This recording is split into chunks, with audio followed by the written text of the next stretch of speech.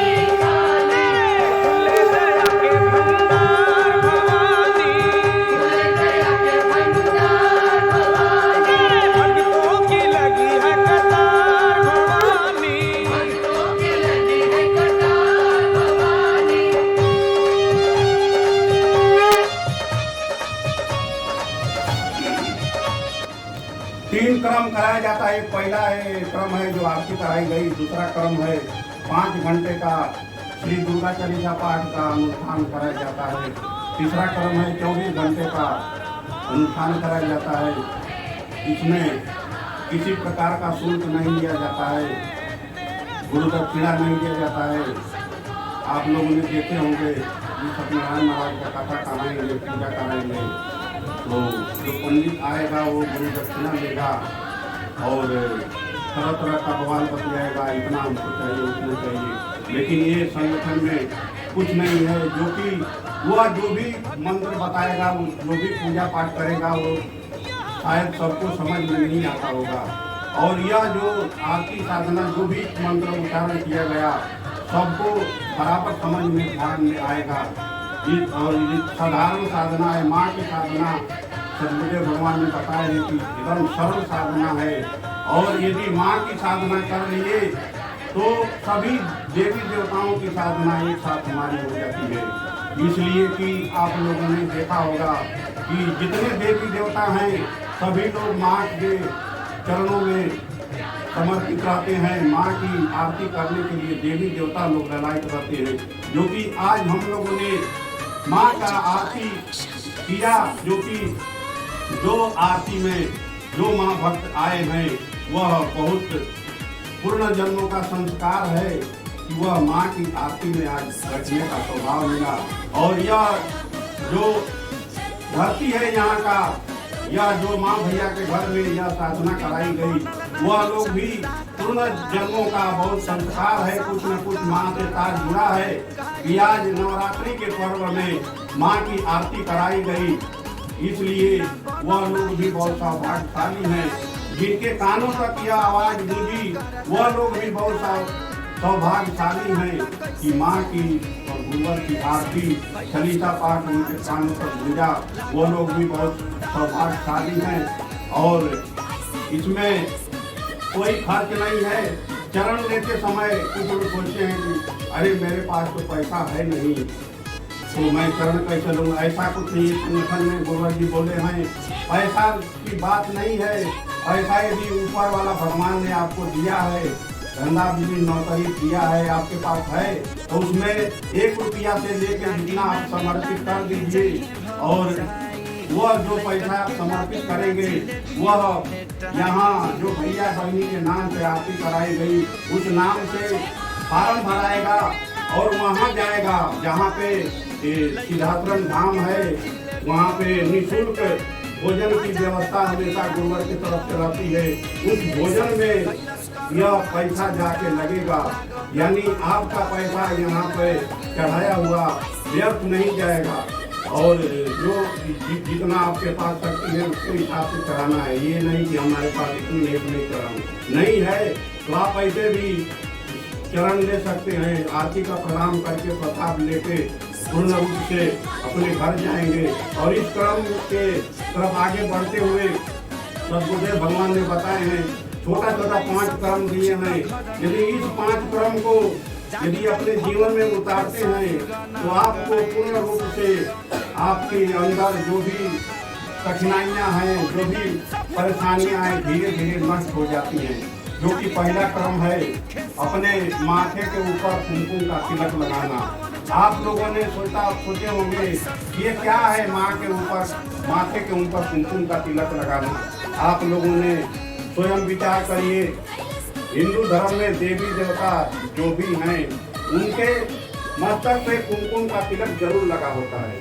वह क्यों लगा होता है वो विचार करना है। तो इसके लिए हमारे सदगुरुदेव भगवान ने बताए हैं ये जो हमारा ये आज्ञा चक्र है जहाँ कुमकुम लगाते हैं वह स्थान को आज्ञा चक्र बोलते हैं।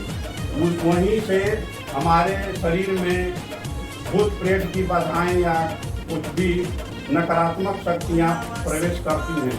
यदि कुमकुम का तिलक लगाए हैं तो हमारे अंदर जादू टोना नकारात्मक शक्तियाँ नहीं प्रवेश करेगी। इसके लिए हमको स्वयं स्नान करने के बाद में कुमकुम लगाना चाहिए।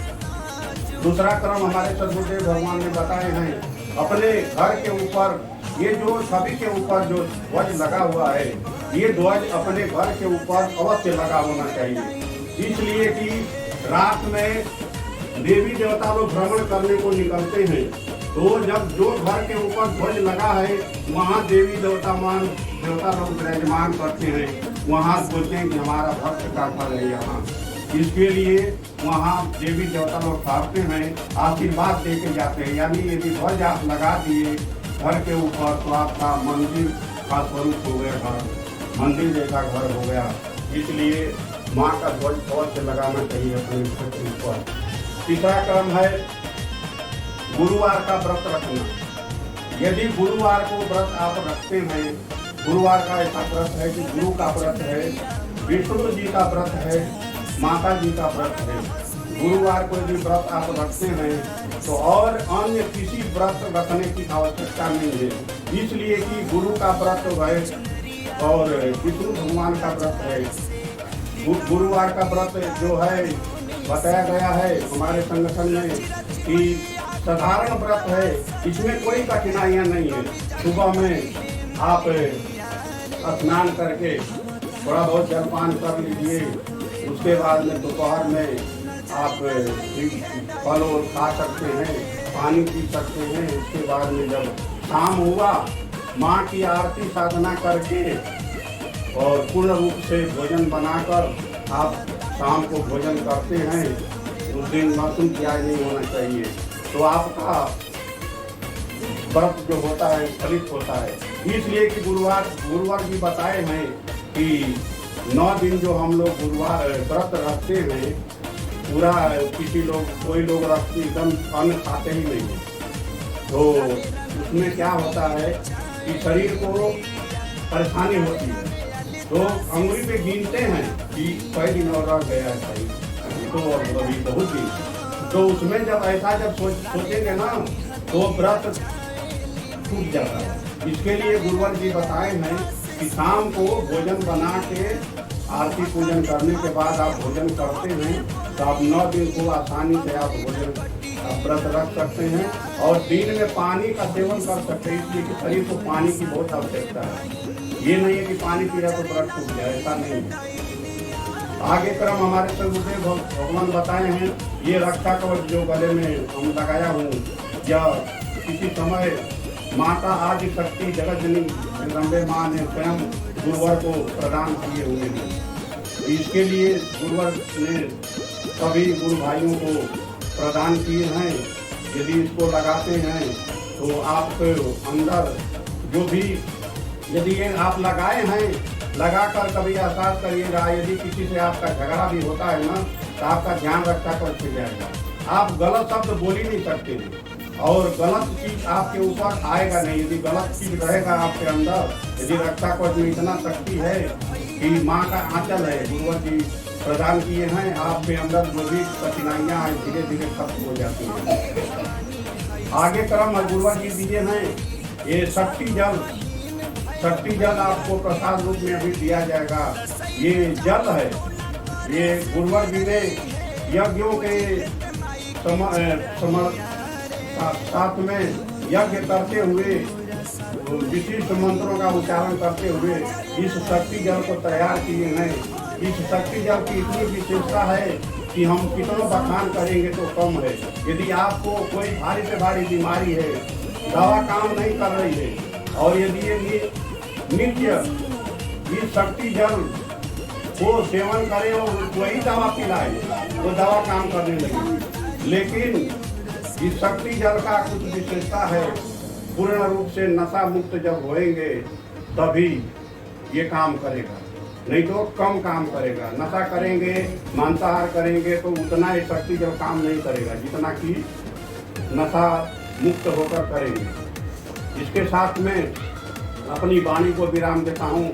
आप लोगों का मैं 2 मिनट बोला लेकिन ज़्यादा समय ले लिया, उसके लिए क्षमा चाहता हूँ। जय माता की, जय गुरुवार।